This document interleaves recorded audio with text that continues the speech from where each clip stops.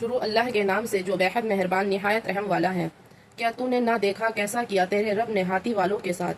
کیا نہیں کر دیا ان کا وعدہ غلط، اور بھیجے ان پر اڑتے جانور ٹکڑیاں ٹکڑیاں، پھینکتے تھے ان پر پتھریاں کنکر کی، پھر کر ڈالا ان کو جیسے بھس کھایا ہوا۔ کیا آپ کو معلوم نہیں کہ آپ کے رب نے ہاتھی والوں سے کیا معاملہ کیا؟ اس استفہام اور سوالات سے مقصود اس واقعے کی عظمت اور ہولناک ہونے پر تنبیہ کرنا ہے۔ آگے اس معاملے کا بیان ہے۔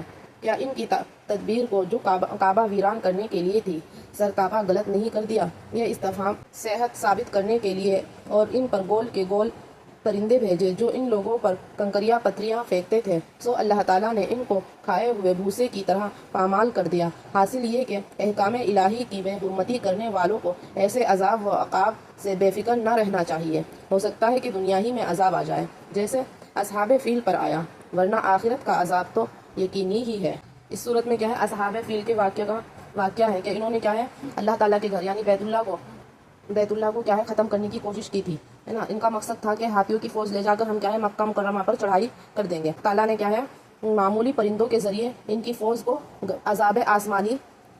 پر کیا ہے عذاب آسمانی نازل فرما دیا، ہے نا۔ ان کو نست و نابود کر کے ان کے عزائم کو خاک میں ملا دیا۔ ان کا ارادہ تھا کہ ہم کعبے کو ڈھا دیں گے، لیکن اللہ تعالیٰ نے اللہ تعالیٰ نے کیا ہے پرندوں کو بھیج کر آسمانی عذاب کیا ہے ان پر نازل فرما دیا، اور ان کے ارادوں کو کیا ہے ان کو کیا ہے نست و نابود کر کے ان کے عزائم کو کیا ہے خاک میں ملا دیا۔ یہ واقعہ کب پیش آیا؟ جب جس سال آپ صلی اللہ علیہ وسلم کی ولادت کے سال کیا ہے یہ واقعہ پیش آیا۔ کون سا؟ اصحاب فیل کا واقعہ۔ یمن پر کیا ہے ملوک حمیر کا قبضہ تھا۔ یہ لوگ کیا ہے مشرک تھے۔ ان کا آخری بادشاہ کیا ہے ذو نواز ہے، جس نے کیا ہے اس زمانے کے اہل حق یعنی نصارہ پر شدید ظلم کیا تھا، ہے نا۔ نصارہ پر انہوں نے کیا ہے اس نے ذو نواز نے کیا ہے نصارہ پر کیا ہے شدید ظلم کیا تھا۔ اس نے کیا ہے ایک طویل عزیز کیا ہے خندق کھدوا کر اس کو آگ سے بھر دیا، جیسے کیا ہے اور جتنے نصرانی بت پرستی کے خلاف تھے، اللہ تعالیٰ کی عبادت کرنے والے تھے، ان سب کو کیا ہے اس آگ والی خندق میں کیا ہے ڈال کر جلا دیا، جن کی تعداد کیا تھی، جلنے والوں کی تعداد 20,000 کے قریب تھی۔ جن کی تعداد کتنی تھی؟ 20,000 تھی۔ یہ کیا ہے وہی خندق کا واقعہ ہے جس کا ذکر کیا ہے اصحاب الاخدود کے نام سے کیا ہے سورہ بروج میں گزرا ہے۔ ان میں کیا ہے 2 آدمی کسی طرح کیا ہے اس کی گرفت سے کیا ہے نکل بھاگے۔ انہوں نے کیا ہے کیسر ملک یعنی شام سے جا کر فریاد فرمائی، ہے نا۔ وہ 2 آدمی جو ان کی قید سے نکل بھاگے تھے، انہوں نے 20,000 آدمیوں کو کیا ہے خندق میں کیا ہے جلا کر مار دیا تھا۔ اس میں سے 2 آدمی کیا ہے کسی طرح ان کی قید سے نکل کر بھاگ گئے، اور انہوں نے کیا ہے کیسر ملک یعنی شام سے جا کر کیا ہے فریاد کی کہ ذو نواز کیا ہے ملک حمیر نے نصارہ پر ایسا ظلم کیا ہے کہ آپ ان کا انتقام لیں، کہ انہوں نے اتنا ظلم کیا ہے آپ کیا ہے ان کا انتقام لیں۔ تو کیسر ملک شام نے کیا ہے بادشاہ حبشہ کو کیا ہے خط لکھا۔ یہ بھی نصرانی تھا، یہ بھی کیا تھا نصرانی تھا۔ یہ یمن سے قریب تھا کہ آپ اس ظالم سے ظلم کا انتقام لو۔ یہ بادشاہ کیا ہے یمن کے قریب تھا، تو اس میں جو 2 آدمی تھے انہوں نے کہا کہ آپ اس ظالم بادشاہ سے کیا ہے ان کے ظلم کا کیا ہے انتقام لو۔ تو اس نے اپنا عظیم لشکر کیا ہے اربات اور ارباح کی کیا ہے قیادت میں یمن کے اس بادشاہ کے مقابلے پر کیا ہے بھیج دیا۔ لشکر اس کے ملک پر ٹوٹ پڑا اور پورے یمن کو کیا ہے قوم حمیر کے قبضے سے کیا ہے آزاد کرا دیا۔ ملک حمیر ذو نواز بھاگ نکلا اور دریا میں غرق ہو کر مر گیا۔ اس طرح ارباد اور ابراہ کے ذریعے یمن پر بادشاہت حبشہ کا قبضہ ہو گیا۔ پھر ارباد اور ابراہ میں باہمی جنگ ہو کر ارباد مقتول ہو گیا اور ابراہ غالب آ گیا، اور یہی بادشاہ حبشہ نجاشی کی طرف سے ملک یمن کا حاکم گورنر مقرر ہو گیا۔ اس نے یمن پر قبضہ کرنے کے بعد ارادہ کیا کہ یمن میں ایک ایسا شاندار کنیسہ بنائے جس کی نظر دوسرے میں نہ ہو، ہے نا، کہ ایسا کنیسہ بنائے جس کی نظر دوسرے میں کیا ہے دنیا میں کہیں نہ ہو۔ اس کا مقصد یہ تھا کہ یمن کے عرب لوگ جو حج کرنے کے لیے مکہ مکرمہ جاتے ہیں اور بیت اللہ کا طواف کرتے ہیں، یہ لوگ اس کے کنیز کی عظمت اور شوکت سے مرغوب ہو کر کعبے کے بجائے اسی کنیسے میں جانے لگے۔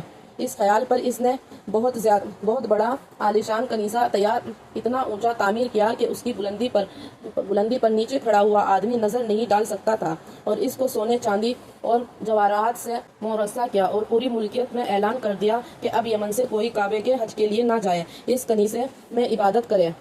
عرب میں اگرچہ بت پرستی غالب آ گئی تھی، مگر دین ابراہیم اور کعبے کی عظمت اور محبت ان کے دلوں میں پیوست تھی۔ عدنان اور قحطان اور قریش کے قبائل میں غم اور غصے کی لہر دوڑ گئی، یہاں تک کہ ان میں سے کسی نے رات کے وقت کنیسے میں داخل ہو کر اس کو گندگی سے آلودہ کر دیا، اور بعض روایات میں ہے کہ ان میں سے مسافر قبیلے نے کنیسے کے قریب اپنی ضروریات کے لیے آگ جلائی۔ اس کی آگ کنیسے میں لگ گئی اور اس کو سخت نقصان پہنچ گیا۔ ابراہہ کو جب اس کی اطلاع ہوئی اور بتلایا گیا کہ قریش نے یہ کام کیا ہے تو اس نے قسم کھائی کہ میں ان کے کعبے کی اینٹ سے اینٹ بجا کر رہوں گا۔ ابراہہ نے اس کی تیاری شروع کر دی اور اپنے بادشاہ نجاشی سے بھی کیا ہے اجازت مانگ لی۔ اس نے اپنا خاص ہاتھی، اس کا جو خاص ہاتھی تھا جس کا نام محمود تھا، ابراہہ کے لیے بھیج دیا، اور اس پر سوار ہو کر کیا ہے کعبے پر حملہ کرے۔ اور بعض روایات میں ہے کہ یہ سب کیا ہے بعض روایات میں یہ ہے کہ یہ سب سے بڑا کیا ہے عظیم الشان ہاتھی تھا جس کی نظیر نہیں پائی جاتی تھی نا۔ بعض روایات میں ہے کہ یہ ہاتھی کیا ہے سب سے بڑا عظیم الشان کیا ہے ہاتھی تھا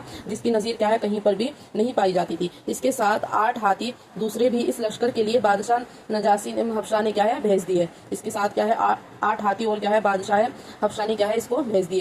ہاتھیوں کی یہ تعداد بھیجنے کا منشا یہ تھا کہ بیت اللہ کعبے کے ڈھانے میں ہاتھیوں سے کام لیا جائے۔ تجویز یہ تھی کہ بیت اللہ کے ستونوں میں لوہے کی مضبوط اور طویل جنزیریں باندھ کر ان جنزیروں کو ہاتھیوں کے گلے میں باندھے اور ان کو ہنکارے تو سارا بیت اللہ معاذ اللہ فوراً ہی زمین پر گرے گا۔ عرب میں جب کیا ہے اس حملے کی خبر پہنچی تو سارا عرب ہی کیا ہے اس کے مقابلے کے لیے تیار ہو گیا۔ کس کی کیا ہے یہ کیا ہے ابراہ کیا ہے کعبے کو معاذ اللہ کیا ہے شہید کرنے کے لیے ڈھانے کے لیے آ رہا ہے، تو سارا عرب ہی کیا ہے اس کے مقابلے کے لیے تیار ہو گیا۔ یمن کے عربوں میں ایک شخص ذوالفر نامی تھا، اس نے عربوں کی قیادت اختیار کی اور عرب لوگ اس کے گرد جمع ہو کر مقابلے کے لیے تیار ہو گئے اور ابراہ کے خلاف جنگ کی، مگر اللہ تعالیٰ کو تو یہ منظور تھا کہ ابراہ کی شکست اور اس کی رسوائی نمایاں ہو کر دنیا کے سامنے آئے، اس لیے یہ عرب مقابلے میں کامیاب نہ ہوئے۔ ابراہ نے اس کو شکست دے دی اور ذوالفر کو قید کر لیا اور آگے روانہ ہو گیا۔ اس کے بعد جب قبیلہ خثعم کے مقام پر پہنچا تو اس قبیلے کے سردار نفیل بن حبیب نے پورے قبیلے کے ساتھ ابراہ کے مقابلہ کیا نا۔ ان کو تو کیا ہے انہوں نے قید کر لیا تھا، کن کو ذوالفر کو، ان کی فوج کو کیا ہے ہرا کر ان کو قید کر لیا تھا۔ پھر جب یہ کیا ہے قبیلہ خثعم کے مقام پر پہنچے تو قبیلے کے سردار کیا ہے نفیل بن حبیب نے ان کے ساتھ کیا ہے مقابلہ کیا، مگر ابراہ کے لشکر نے ان کو بھی کیا ہے شکست دے دی۔ نفیل بن حبیب کو بھی انہوں نے کیا ہے قید کر لیا اور ارادہ ان کے قتل کا کیا، مگر پھر یہ سمجھ کر ان کو زندہ رکھا کہ ان سے ہم راستوں کا پتہ معلوم کریں گے نا۔ ان کو کیا ہے نفیل بن حبیب کو کیا ہے ان کو بھی شکست دے دی اور ان کو کیا ہے انہوں نے قید کر لیا، اور ان کو قید کرنے کے بعد ان کا ارادہ ہوا کہ ان کو قتل کر دے، لیکن کیا ہے پھر یہ سمجھ کر ان کو کیا ہے زندہ رکھ لیا کہ ہم ان سے کیا ہے راستے کا پتہ لیں گے۔ اس کے بعد جب یہ لشکر طائف کے قریب پہنچا تو طائف کے بعد باشندے قبیلہ شقیف کیا ہے پچھلے قبائل کی جنگ اور ابراہ کی فتح کے واقعات سن چکے تھے۔ انہوں نے اپنی خیر منانے کا فیصلہ کیا اور یہ کہ طائف میں جو ہم نے ایک عظیم الشان بت خانہ لات کے نام سے بنا رکھا ہے، یہ اس کو نہ چھیڑے تو ہم اس کا مقابلہ نہ کریں۔ انہوں نے ابراہ سے مل کر یہ بھی طے کر لیا کہ ہم تمہاری امداد اور رہنمائی کے لیے اپنا ایک سردار ابو رغال تمہارے ساتھ بھیجتے ہیں۔ ابراہ اس پر راضی ہو کر ابو رغال کو ساتھ لے کر مکہ مکرمہ کے قریب ایک مقام مغمس پر پہنچ گیا جہاں قریش مکہ کے اونٹ چل رہے تھے۔ ابراہ کے لشکر نے یہ سب پہلے ان پر کیا ہے حملہ کر کے اونٹ کو گرفتار کر لیا، جن میں 200 اونٹ رسول اللہ صلی اللہ علیہ وسلم کے جدہ مجدہ عبد المطلب رئیس قریش کے بھی تھے۔ ابراہ نے یہاں پہنچ کر اپنا ایک سفیر حنات حمیری کو شہر مکہ میں بھیجا کہ وہ قریش کے سرداروں کے پاس جا کر اطلاع کر دے کہ ہم تم سے جنگ کے لیے نہیں آئے، ہمارا مقصد کعبہ کو ڈھانا ہے، اگر تم نے اس میں رکاوٹ نہ ڈالی تو تمہیں کوئی نقصان نہ پہنچے گا۔ حنات جب مکہ مکرمہ میں داخل ہوا، حنات اس کا ابراہ کا یہ تھا تو باشندہ تھا، اس کو مکہ میں بھیجا تھا پتہ کرنے کے لیے مکہ کے سرداروں کے پاس داخل ہوا تو سب نے اس کو عبد المطلب کا پتہ دے دیا کہ وہ سب سے بڑا سردار قریش میں۔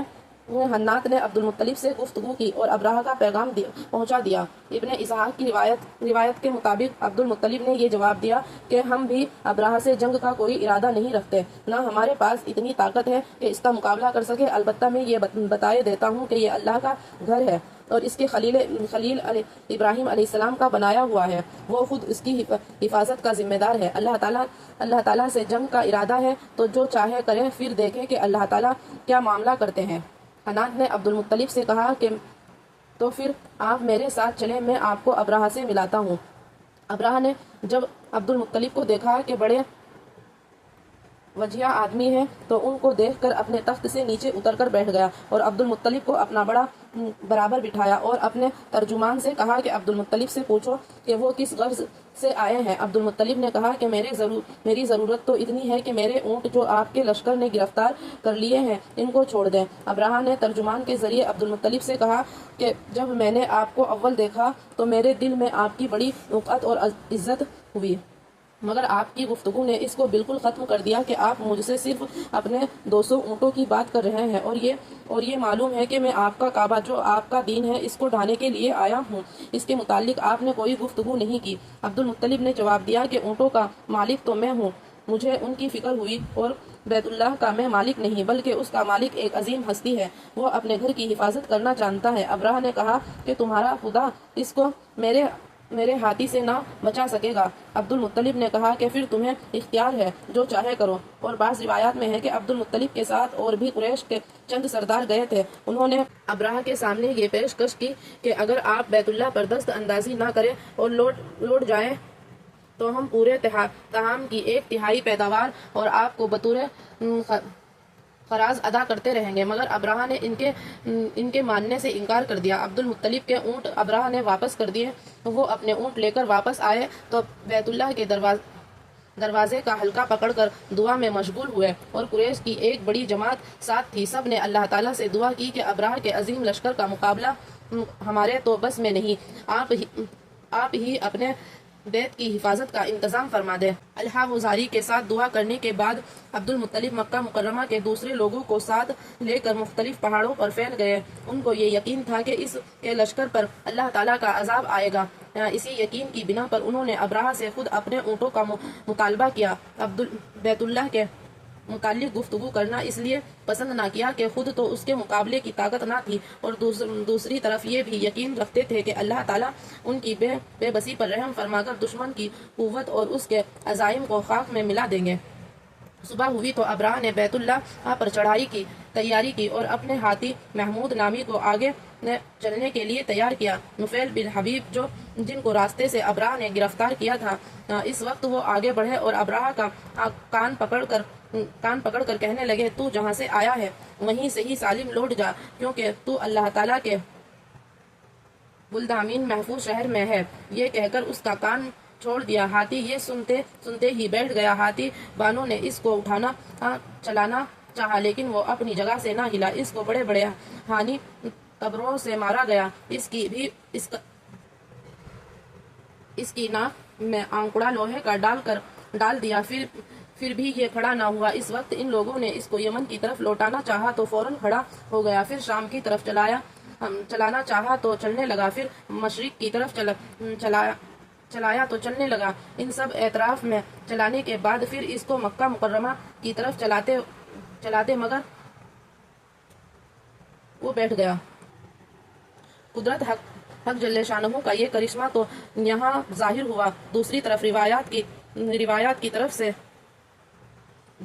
دریا کی طرف سے کچھ پرندوں کی قطاریں آتی دکھائی دی، جن میں سے ہر ایک کے ساتھ 3 کنکریاں چنے یا مسور کی برابر تھی، ایک چونچ میں اور 2 پنجوں میں۔ ایک روایت میں ہے کہ پرندے کیا عجیب طرح کے تھے جو اس سے پہلے نہیں دیکھے گئے۔ جسم کبوتر سے چھوٹے ان کے پنجے سرخ تھے، ہر پنجے میں 1 کنکر اور ایک چونچ میں لیے آتے دکھائی دیے، اور فوراً ہی ابراہ کے لشکر کے اوپر چھا گئے۔ یہ کنکر جو ہر ایک کے ساتھ تھی، ان کو ابراہ کے لشکر پر گرایا۔ ایک کنکر نے وہ کام کیا جو ریوالور کی گولی بھی نہیں کر سکتی، کہ جس پر پڑتی اس کے بدن کو چھیدتی ہوئی زمین میں گھس جاتی۔ یہ عذاب دیکھ کر ہاتھی سب بھاگ کھڑے ہوئے، صرف ایک ہاتھی رہ گیا تھا جو ان کنکری سے ہلاک ہوا، اور لشکر کے سب آدمی اسی موقع پر ہلاک نہیں ہوئے بلکہ اطراف میں بھاگے۔ ان سب کا یہ حال ہوا کہ راستے میں مر کر گر گئے۔ ابرہہ کو چونکہ سخت سزا دینا تھی، یہ فوراً ہلاک نہیں ہوا، مگر اس کے جسم میں ایسا زہر سرایت کر دیا گیا کہ اس کا ایک ایک جوڑ گل سڑ کر گرنے لگا۔ اسی حال میں اس کو واپس یمن لایا گیا۔ دارالحکومت صنعا پہنچ کر اس کا سارا بدن ٹکڑے ٹکڑے ہو کر بہ گیا اور یہ مر گیا۔ ابرہہ کے ہاتھی محمود کے ساتھ 2 ہاتھی بان یہی مکہ مکرمہ میں رہ گئے، مگر اس طرح کے دونوں اندھے اور اپائز ہو گئے تھے۔ محمود بن اسحاق نے حضرت عائشہ رضی اللہ عنہا سے روایت کیا ہے کہ انہوں نے فرمایا کہ میں نے ان دونوں کو اس حالت میں دیکھا کہ وہ اندھے اور اپائز تھے، اور حضرت عائشہ صدیقہ رضی اللہ عنہ کی بہن اسماء رضی اللہ عنہ نے فرمایا کہ میں نے دونوں اپائز اندھوں کو بھیک مانگتے ہوئے دیکھا۔ اصحاب فیل کے اسی واقعے کے متعلق اس صورت میں رسول اللہ صلی اللہ علیہ وسلم کو خطاب کر کے فرمایا ہے، الم تر کیف فعل ربک باصحاب الفیل۔ یہاں الم ترا فرمایا جس کے معنی ہے کہ کیا آپ نے نہیں دیکھا، حالانکہ یہ واقعہ آپ کی ولادت اور باسعادت سے کچھ دن پہلے کا ہے۔ آپ کے دیکھنے کا یہاں بظاہر کوئی موقع نہیں تھا، مگر جو واقعہ یقینی ایسا ہو کہ عام طور پر مشاہد کیا گیا ہو، اس کے علم کو بھی لفظ روایات سے تعبیر کر دیا جاتا ہے کہ گویا یہ آنکھوں دیکھا واقعہ ہے، اور ایک حد تک دیکھنا بھی ثابت ہے، جیسا کہ اوپر گزرا ہے۔ حضرت عائشہ صدیقہ رضی اللہ عنہ اور اسماء رضی اللہ عنہا نے ہاتھی بانوں کو اندھا اور اپائز بھیک مانگتے دیکھا ہے۔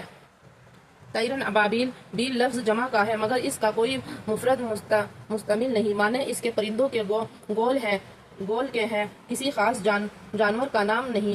اردو زبان میں جو ایک خاص چڑیا کو ابابیل کہتے ہیں وہ مراد نہیں، جیسا کہ اوپر روایات میں گزر چکا ہے۔ یہ پرندے کبوتر سے کسی قدر چھوٹے تھے اور کوئی ایسی جنس تھی جو پہلے کبھی نہیں دیکھی گئی۔ بحجارۃ من سجین، سجین بکثیر سین سنگ گل کا معرب کیا ہوا لفظ ہے، جس کے معنی ہے اپنی کنکریں جو تر مٹی